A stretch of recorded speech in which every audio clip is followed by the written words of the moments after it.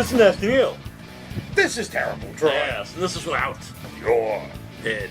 And we're here to review Blade Runner 2049. 2049. Yeah, 30 years after the original. 30 years or longer. Is it actually 30 years since the first one? No, it's 30 years in the movie, Mm-hmm. but in real time, it's longer. Oh, okay. It's 35. I wonder why they didn't do that. Just say, 30. I don't know, because it would add a little something cool to the movie, like Yeah. even like how I don't think they did this on purpose, but it was 27 years after the first one, Which is and that's- pretty wild. Yeah, it's a good question. I don't know, but I will say this: that they do a good. One of the things I think they really did a good job in Blade Runner 2049 is making it look like a sequel to the first movie. I agree. All the gizmos, all the vehicles, cities especially. cities, The get fashion, a little more worn, Yeah. like the certain areas, and then like other things are a little more high tech or like a little sleazier, Yeah. a little dirtier. In a way, I thought it kind of looks like the future of the 80s. Yeah, I can see that. I can So you definitely saw like see that. Atari and some Sony, a lot of yeah. Asian stuff, which Yep. everyone thought, in the future everything would be, China and Japan. Yep. Japan special. But anyway, Yeah, the look of this movie, I really dug. I agree I like completely. the look of the characters, the look of the city, the because it does a vehicles, good all job that of both stuff. being futuristic, but also being grungy and lived in. Yeah, yep. Yeah, it had that, right, like that grimy, it's been around the block a couple of times. It's like crazy flying car, but it's got some dents in it. Yeah.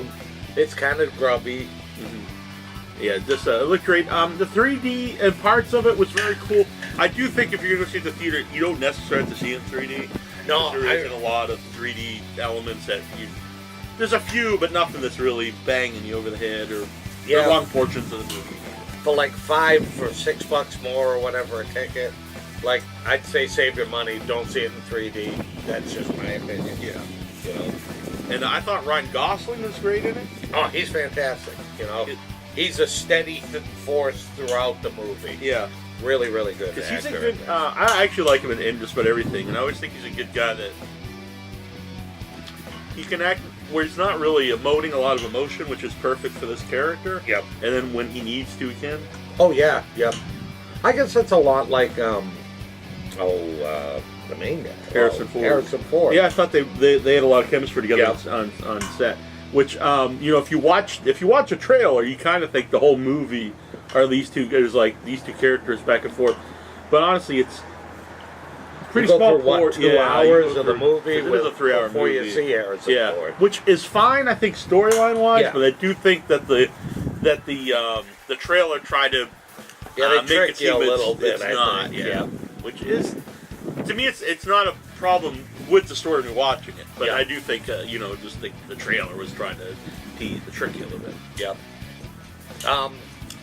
So, Gosling, his character, who he's K and a bunch of numbers. Right. So this K for most of it. Yeah, and he's a Blade Runner, and And it's set up right away that that he's also a replicant. yep.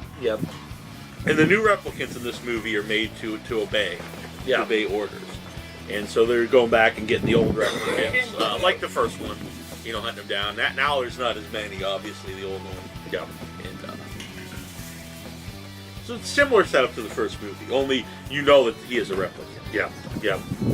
And so, like, they show up at Dave Bautista's place, and he's a farmer, and he's raising, like, giant maggots and ginger or something. Yeah, you know what? Like I that. think Dave Bautista's a good actor. Batista's always good, and this guy, like, he's also, he's a replicant, but Yeah. he's definitely got a lot of emotion to him. I noticed in the movie, I think the most emotion is showed by not human. Oh yeah, no, that's so true. Yep, and sometimes to a fault in this movie with some of the things, but we'll get to that. Right. And so, he's gonna bring Batista in, and they have a throwdown, and then you find out that the new replicants are pretty tough. Yeah, he's a big badass guy. Yeah. Kind of like the movie itself. I think Batista in this one, he looks, he's all jacked, but he's also very He's older and grungier, yeah, kind of a dirtier Batista, which I liked. I thought he really fit the movie, and it's a Yep. small role, but I know people talk about The Rock, and obviously Rock's in huge movies. Yeah. But I think Batista's one of the top wrestlers turned actors. I agree. He might be the top guy. I think his roles have been better than any of the other actors. Rock picked good roles to begin with. Since then, I mean, he's making bank, but he's in a lot of movies I have no interest of ever seeing. Yeah, that's so true. Yeah.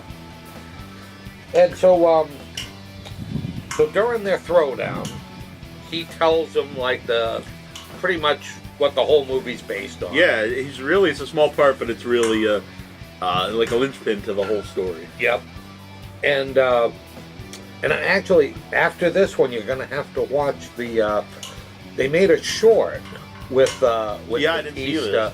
And I think it's like 5 minutes long, and it's about his character, in the movie. And so now you'll have to find this and watch that. Yeah. So we're not going to go into spoilers in this review too much. But this is basically the first scene of the movie, so it starts off the movie. And he tells them that, like, if you've seen a miracle... Yeah, because this is when you find out Ryan Gosling's character, Kay, is a replicant, because they're fighting, and Batista realizes he's a replicant because he stabs him in the arm. Yeah, and he's punching his head through a wall, and he's like, just kind of there. And like, so he's just like, what does it feel like to kill your own kind? Yep. Which is a really, powerful scene, honestly, powerful dialogue, and then, Kay is like, well, you're not my kind because I'm the new version, blah, blah. And then he mentions that, it's because you've not seen a miracle. Yeah. So you don't know what this means, and you don't really know until... But you're intrigued. Yeah. You want to find out what's this weird replicant miracle that he's talking about. In a lot of ways, I thought the Batista character was the most, in this movie, the most like the replicants in the first movies. I agree. Like the kind of the Rutger Hauer character. Is Rutger Hauer in the first one? Yeah. The Rutger Hauer character in the first one, where...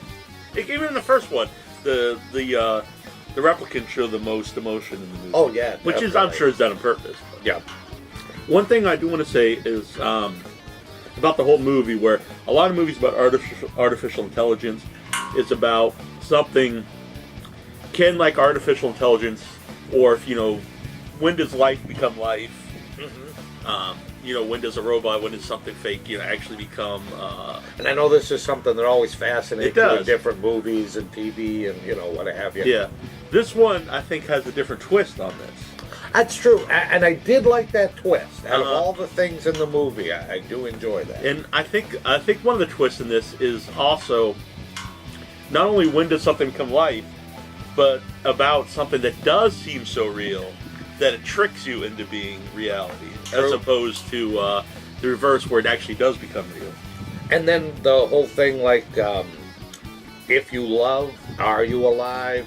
Not just where does life start?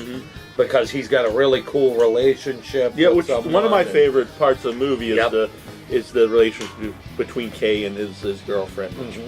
It's kind of like a hologram in the movie. It's not a replicant, but again, like, you find this stuff out early, so we're not going to give away much of the movie. Yeah, we're not going to tell you, like, too much going on. Yeah. But so far, so good with the film. And then we're going along and we meet, like, these other characters. We find out that Kay, he's a member of the LAPD. He's a Blade Runner. And you see some of the, like, the racism against him because he is replicant. He's a Skinner. Yeah, that's what some of, like, the other cops call him. He's going through. So he gets at work and just at home. They see people spray painted on his apartment and stuff. So yeah, again, all this is very good. This time the Blade Runner is more subservient because he's been created to obey. So he's a little different than the Harrison Ford character in the first one. So it sets up he's going to find out. I don't want to say what, but he's going to find out. He's going to find something that they discover when he's at Batista's place. Right. and it all leads to like this miracle. Mm-hmm. And along the Which way, I think is very interesting. The Oh, whole yeah. idea. I think probably the first 45 minutes to an hour of this movie, I really enjoyed it. I liked where they were going. And what I also liked liked all about the characters. and what I like about the storytelling, if we're talking about the miracle, I won't say exactly what it is. This is I don't know. I think maybe we shouldn't spoil this one. Is they never explain. They explain what the miracle is. They never explain how it happens. Right, right. They also don't explain a lot of things. Even just basic stuff. They'll show you like this is the emulator or whatever. And you figure it out because you're watching it. Yeah. But it's a lot of movies, especially like science fiction stuff, will They have pound it down your throat. they'll have I like hate unnecessary dialogue to Yeah. explain what these things are because they kind of think you're dumb. Or where they are, like, why are we at this place? Right. Like, well, let me explain to you why we're here and how we're doing this and that. It's like, no, you'll figure it out as you go along. Right. And so they don't treat the audience stupid. Yeah, It's they don't intelligent. pander to you, which I do like I about like that it. a lot. Yeah. Because they assume if you're watching this movie, you have intelligence to comprehend what's happening. So I like that about it. And then, I don't know when evil doer type that you could imagine. So pretentious. Yep. It's like, actually, to me, it's like the beginning of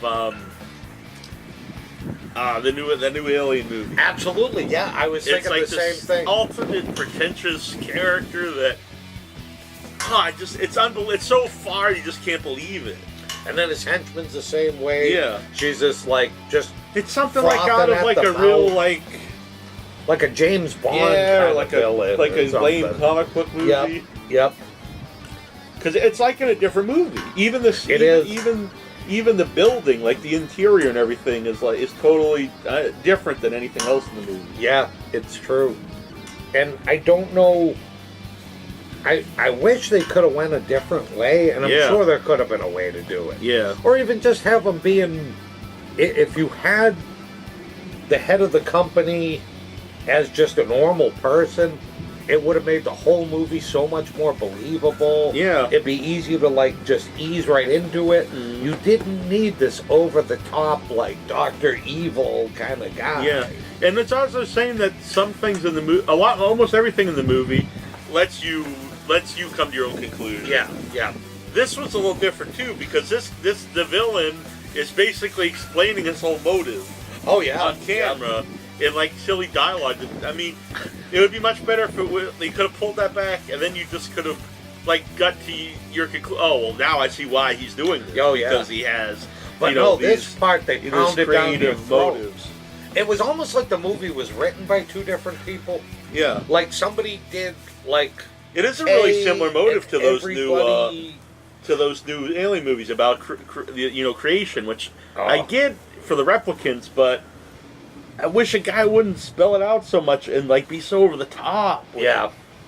And then him and his assistant, when you first meet them, they made a replicant and then they just kill her and yeehaw, and just stupid stuff that makes no sense whatsoever. Yeah, that's for me. Most movies if you have to have a strong villain. Yeah. Yep.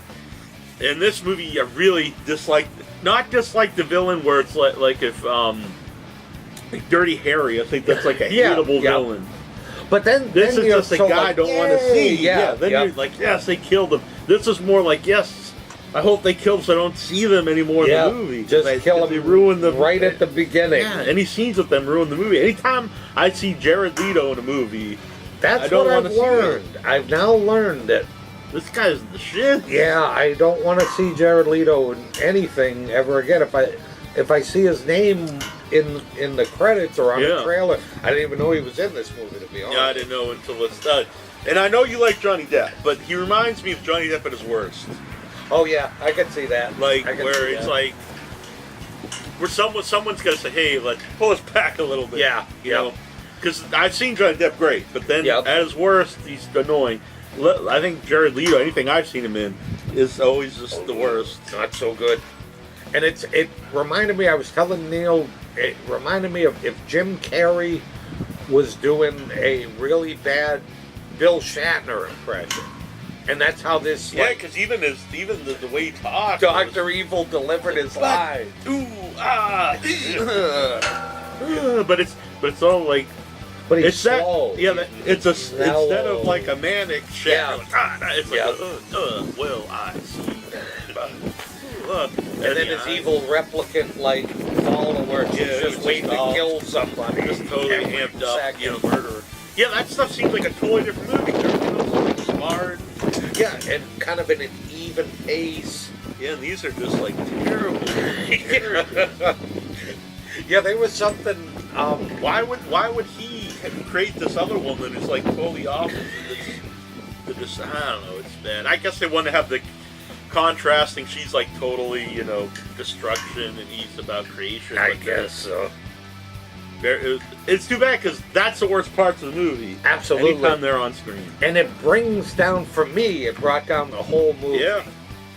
Because, like, you're at this slow burn, and feeling pretty good about it because something's building up. Yeah. Something good's gonna come of this. And then they just throw in these characters and it just... Yeah.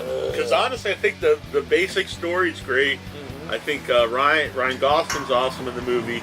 The one who plays Joy, his girlfriend, I think is great. I really she's like that fabulous. interaction. Yeah, yeah. I just like that whole idea. I think it's great. Once Harrison Ford comes in, even his boss is good. Oh my God! And There's not a huge cast in the movie. No, there's really not that many characters. And then, like Harrison Ford, when you finally meet him, that stuff's just awesome. It's just magical. Yeah. And I know some, because I like Harrison Ford in the new Star Wars, but I know some people kind of say it was kind of like just trying to appease the fans. Oh yeah, yeah. Which I understand that, and it is just this the But it looked like he was having fun. Yeah, this is different. This does make more sense in the story. It makes perfectly good sense. Yeah. And it's kind of something you want to know. Like, sure. He had disappeared 30 years ago. What the hell's he been doing? Why did he disappear? And I like that. A little bit of a, not necessarily spoiler, but you don't really find out some of the secrets about the original one. Yeah. I like that too. I do too. And then, like, the stuff that, that you're starting to believe is going in one direction, then they pull the rug out from under you. Yeah. And it's like, wow, that was pretty heavy stuff. Yeah, because I really like the character arc of Kay. Yeah. Is he starts out, he knows he's a replicant, so he's kind of emotionless. All the movie's emotionless at the beginning. It's true, yeah. And then the character arc, kind of about him finding humanity. Yep. But then there's also a lot of things that, are kind of heartbreaking. Oh, absolutely, yeah. Yep. Find out that, some of these things, I won't give it away. I don't want to give it away. Exactly. Well, even the relationship with his girlfriend, like he's a replicant and she's a hologram, basically. And there's true emotion between the two of them. Mm-hmm. But it's not like they can really have a physical relationship or anything like that. Mm-hmm. And then, how real is it? Which is a big question in the movie, which I really like I said, because I've seen a lot of things where it is, why isn't it real? If something does have intelligence in it. Right. And this was kind of the opposite in a lot of ways, was when does something pretend so much and you're believing it even though there isn't reality. Yep. Yeah, if it's real to you, is it real? Mm-hmm. Yeah. So there's a lot of really good stuff in this, and when I'm talking about and looking back, I like a little more than I thought when I was watching it. Me too. I knew then there's stuff I really liked, but there's also stuff that took it down. Definitely the villains, and the villain's a big part of the movie. Oh yeah, yep. The whole second hour just seemed to really drag, and I think it definitely a lot did of that need was to be because 3 hours of the villain. Because by the end of the movie, I'm really into it again. Same here. But that middle did drag. So not a perfect movie. No, even the first movie's not perfect, but I like it. Right. Yeah, that's one of those movies, and I think maybe over time, I see people like it a lot more than I thought people liked it, and I enjoy the first one. I don't love it though. And this one, it's probably about the same way. There are certain flaws though that really bother me. The Leto character is just awful to me. Yeah, I just think he's just terrible. And his henchmen. I think those two characters have no place in this movie. If it wasn't for them, I would have really Yeah, liked because this I really movie. love. I really like the other characters you mentioned. The look. I like the overall story, how it's told. Yep. Yeah. So I'm going to recommend it because I did overall enjoy it. I did too. I think just have your expectations maybe not as high as we did. Right. It's just a Bigfoot, I think. Yeah, I don't know what's going on. I do notice they're not right now, but the people working here they were very excited that we're out here filming. Excellent. Very good. The girls in there. So, how many headless torsos are you giving this? And so we're going out of 5. Yeah. I'm gonna give this one. I'm gonna give it a solid 3. I'm gonna give it a 3.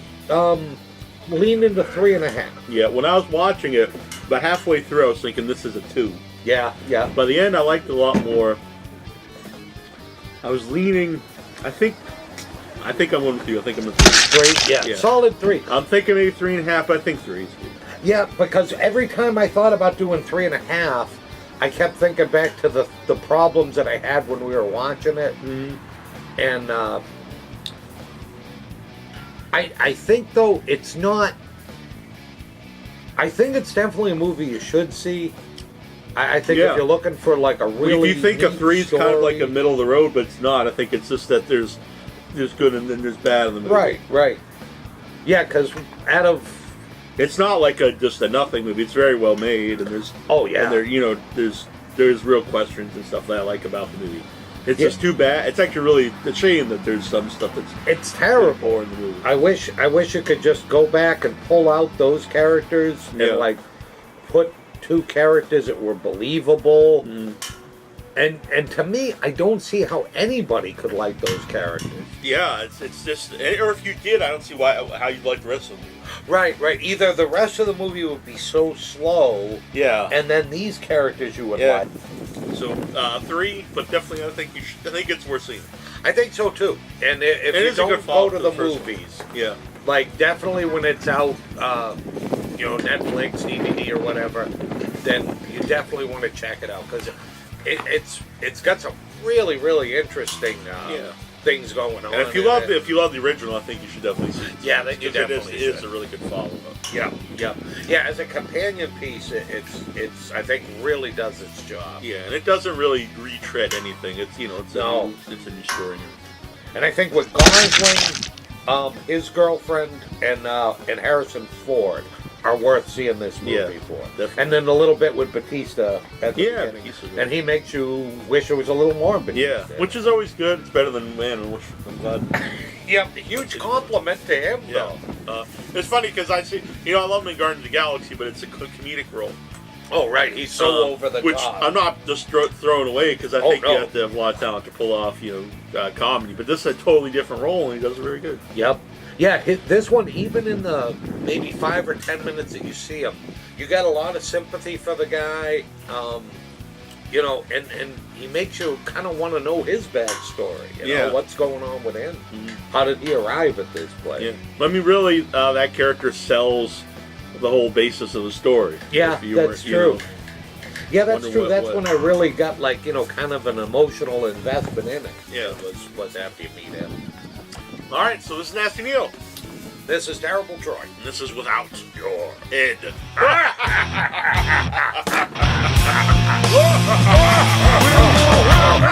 God, you